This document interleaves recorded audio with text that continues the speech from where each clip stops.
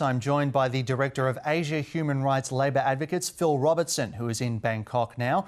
Phil, talk us through what that earthquake felt like where you are. It was a very long earthquake. It just kept going on and on. I was in a restaurant. At first, I thought something was wrong with me. And then I looked across the street and the trees were swaying and things were moving. We don't get earthquakes very often in Thailand. And, this has really freaked out the vast majority of the Thai population. People are still in the streets right now. Even coming back into my building, people are saying, are you really going to go in? Are you brave enough to go in? Fear of aftershocks remains very palpable here. Mm-hmm. Well, and what was the damage like when you were outside?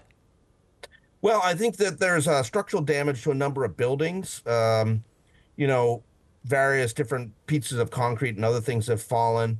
It's important to understand that since Bangkok is really not part of an earthquake zone, a lot of the buildings are not built to some sort of earthquake code. So, I think people are going to have to start looking at that, especially, given the size of this earthquake that took place in Myanmar.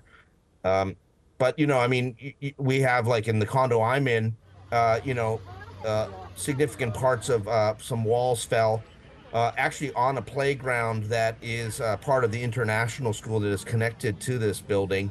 Fortunately, none of the children are in the playground. They were at lunch. So it was lucky that no one was injured. Mm-hmm.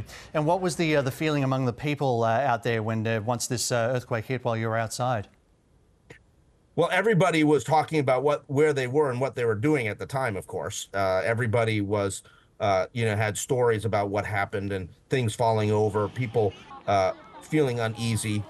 A lot of old people in the condo having to, be evacuated by the security guards and others. So I think people are really very apprehensive. They just don't understand this kind of natural disaster. You just haven't had earthquakes here.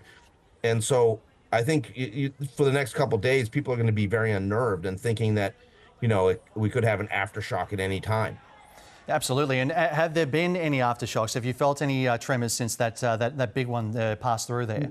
No, we haven't. I mean, we had the big tremor, which was, I think, 7.7 on the Richter scale, and that followed by an aftershock, which was 7.4.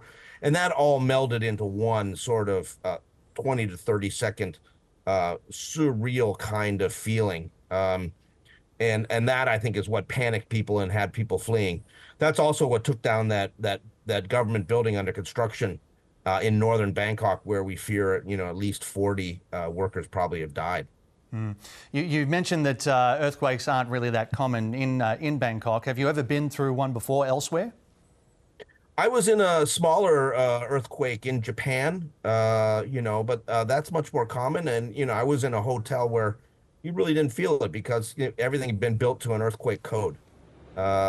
The difference here, I think, is if you're higher up in some of these buildings in Bangkok, it was really swaying. And I think that kind of feeling is unnerving for anyone. So this one, like, there's no comparison. This one here was a lot worse than what you've experienced before. Totally different. Totally different. I mean, it was something where you really felt that the earth had come off its kilter. Okay. Well, Phil Robertson, we really appreciate you taking the time to speak to us, and do stay safe. Phil Robertson joining us there from Bangkok, from Asia Human Rights Labour Advocates.